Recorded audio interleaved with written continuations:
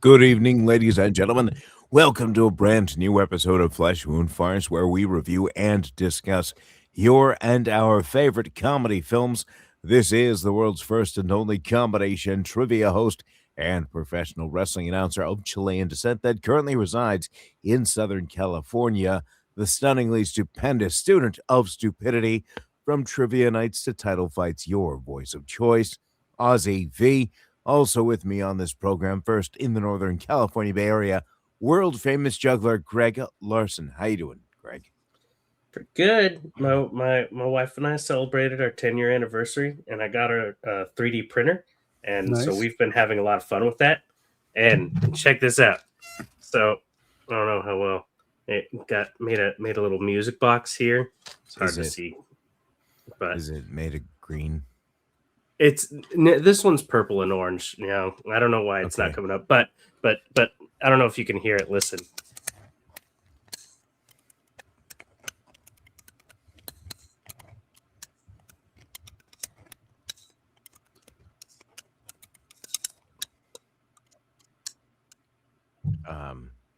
Can't really tell. What is it playing? Never gonna give you up. Oh.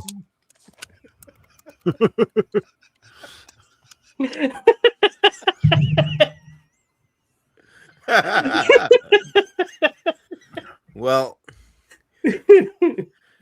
ladies and gentlemen, the official announcement that Greg will be opening his Etsy store soon, where you can find some of these fabulous 3D trinkets.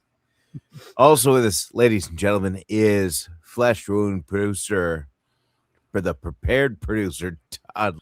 Dude, he used my government at the end. Now you gotta cut that out. Jesus. Oh, I'm sorry. Yeah, it actually make you do your job.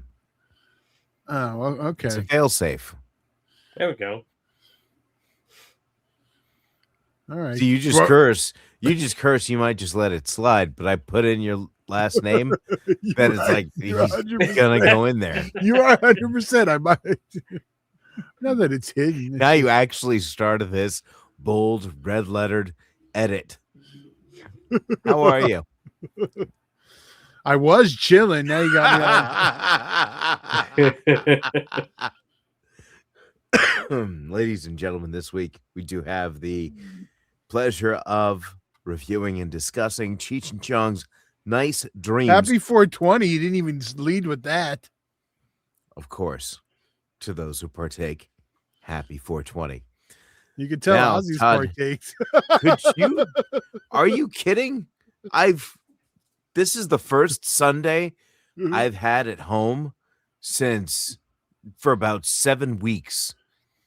All right. I spent half the day in a bathrobe and it was fantastic. Like the dude from Big Lebowski, that is a completely underrated look just for sheer comfort.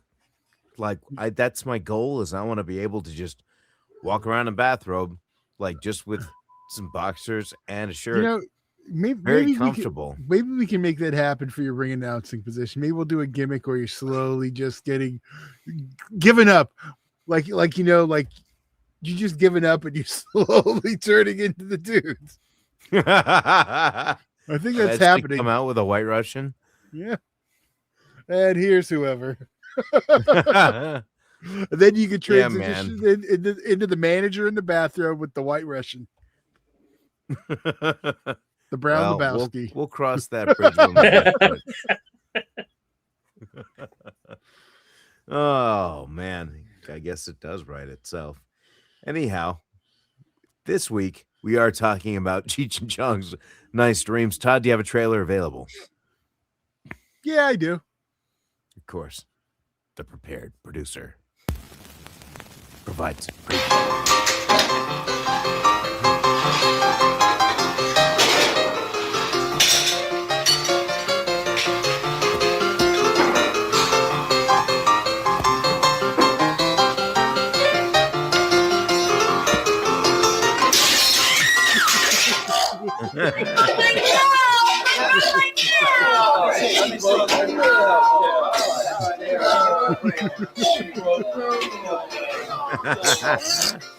Hey, what happened, man?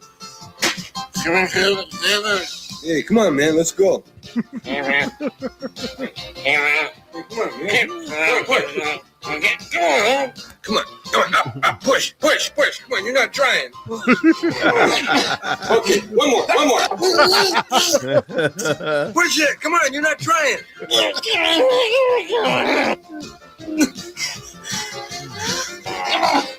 Hey, that's a good one. Hey, look at the table. Come on. Oh, man. Columbia Pictures presents Cheech and Chong, together again in Nice Dreams, the story of two enterprising young men who make an amazing amount of money selling ice cream. We got $17 million, man. No. And who are into neighborly visits. No animal. Oh, when did you get out, man? Come on, open up, I'll break the door down. Fine dining. Oh, Rockstar. How about squid? And anything else they can get their hands on. Doctor. Yeah. I have this terrible problem. Oh, you're probably much too busy, man, to listen to my problem. Oh, no. I'd love to look at your problems. Cheech and Chong's Nice Dreams. You're getting too laid back. Yes, come on. Coming this summer. That was the trailer for Cheech and Chong's Nice Dreams. Again, released on June 5th, 1981, rated R with a runtime of 88 minutes. Written by Cheech, Marin, and Tommy Chong. Directed by Tommy Chong. And, of course, starring Cheech and Chong. So, initial thoughts here. This is my first time actually visiting this one. And it seems that for as basic as these films are, and when I say basic, it's like just such a loose storyline that, again, you could have on a background. I mean, they're made for doing drugs, short little bits for your attention span. Move on the next little skit. It's very much just a bunch of skits that kind of carry a loose story together. That's what I enjoyed here is they saved a lot of the funniest moments for closer to the end of the film. Which a lot of times we always complain about stuff being front loaded. Exactly. So that's fun to see. I think so far I've enjoyed this more than the others. Really? Even next movie? So we'll see how you guys fare. Who wants to jump in for initial? Greg? This was a first for me as well. It's been a bit different. It's been 2 years since I've last smoked, so I was kind of having moments. I was like, oh man, that would be great right now. So I was wondering how my experience was going to be watching this. But I mean, this is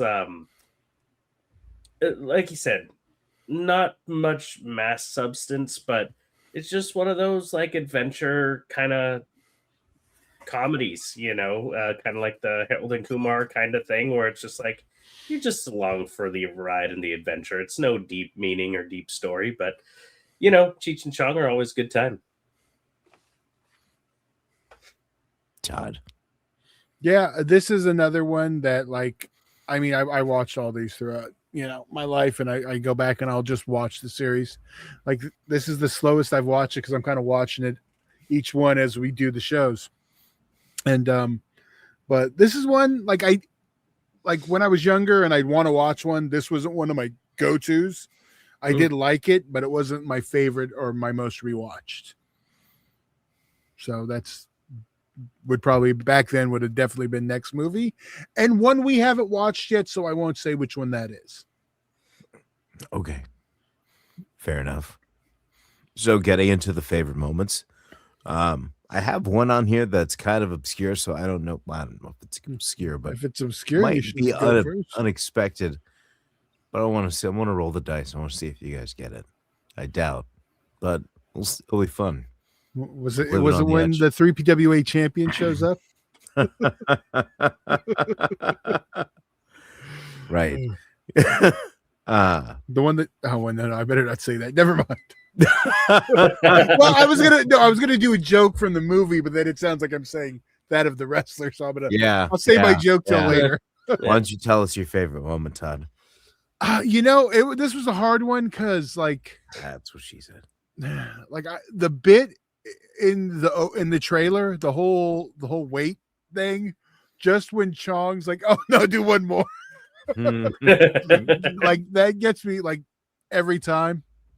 And even watching it again, because I was going back and forth between that and another one, which is another like kind of obscure one.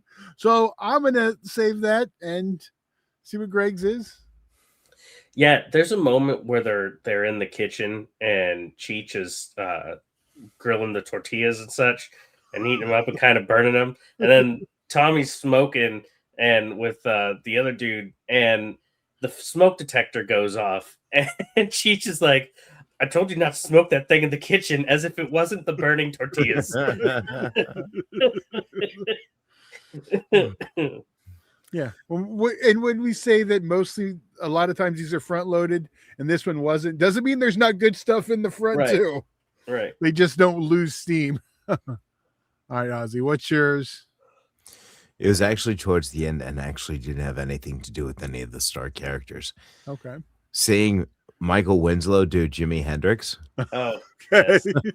had me cracking up the most because that's something that was unexpected and I got a kick out of the most. But if I had to pick one, when he had his hands tied behind his back and he said he needed somebody to scratch his balls, and he starts the visual of that, basically the cartooniness of it is hilarious. I just want to know when Vato Land in Fontana is going to open up with the Guest Gang. That whole riff had me dying too. Just like, and then when he said, "Oh yeah, in Fontana, we'll buy some land in Fontana." So yeah, that was funny. Paul Rubens as a coke fiend wasn't bad either. Oh, and Dr. Timothy Leary administering drugs, phenomenal. So, do you guys have any critiques? I honestly don't on this one. Like, I mean, it like anything, the plot's weak and it doesn't, It serves its purpose, though. Yeah. The issue, or not the issue, but the whole point here. So what's funny is there's a moment in the trailer that gets me a little bit. And I understand the characters are very over the top in this movie, but typically the over-the-top characters are more the main characters. But in that same bench press scene, when the girl gets off the bench press right before he lays down, if you watch her walk off, it's so like stocky. And I'm just like, nobody gets off a bench press walking like that, especially a lady. It was kind of distracting, but that was about it. Yeah, I didn't have... I'm with Todd, as I didn't have anything really, because it serves its purpose, but despite it having no critiques for this type of movie, I would give it just 3 in terms of, I guess, not one that's going to be in my rotation, but it's an okay movie to have in the background. Is where I could like really just check in with the funny moments, do whatever you got to do, check in again. Yeah, I'm a little bit higher because I've been battling a cold this weekend, and it was a great movie to like lift up the spirits. And I think it was chilling up. Those older movies tend to be a little bit more relaxing, great movies to sit and watch while you're resting. Yeah. And so it's a 3.5 for me. It wasn't like one that I'm like, that's amazing, but I had a great time and I had a few good laughs, even though I'm not feeling great. So it was a chill flick. Yeah, I'm a 3.5 on this one also. I agree. To me, it's not my favorite in there. And of what we watched so far, next movie would probably be my favorite so far of what we've gone through. But I know we have at least coming up like one I definitely say is my favorite, and one that I rank really highly still to look forward to. And I think, and funny enough, both of those that I either, I don't want to give too much away. Both of those aren't pop movies. They're both like different. So we'll get to this. So maybe we'll do one of them not on 420 because it's not pot related. So this film can be found on Prime and Apple TV specifically to rent. If you'd like to check this out, it does not look like as of April 5th that it is available to stream. However, who knows what happens on Monday, April 20th. It might be able to stream everywhere. Check your favorite streaming provider, see if it has it. If not, you can give it a rent if you'd like to check it out. Also, something else, if you'd like to check out, would be trivia this week. If you're in the Orange County area this Tuesday at the Rush Bar and Grill in Lake Forest, I'll be hosting trivia there at 7 o'clock. Also, this Wednesday at the Brewery in Placentia, also at 7 o'clock, both nights, free to play and prizes for the top winning teams. Fun to play. Bring as many people as you want. You guys have anything else you'd like to add before we head out for the evening? No, sir. No. Nope. Sorry. We do have audio listeners, Todd. Don't ignore the audio listeners. I know. I used to give you shit for that. My bad. No, I have nothing to add, Ozzy. Please wrap the show as you were doing. All right, ladies and gentlemen, for world famous juggler Greg Larson and Flesh Wound producer Todd, I'm Ozzy V, and we'll see you next week right here on Flesh Wound Farce.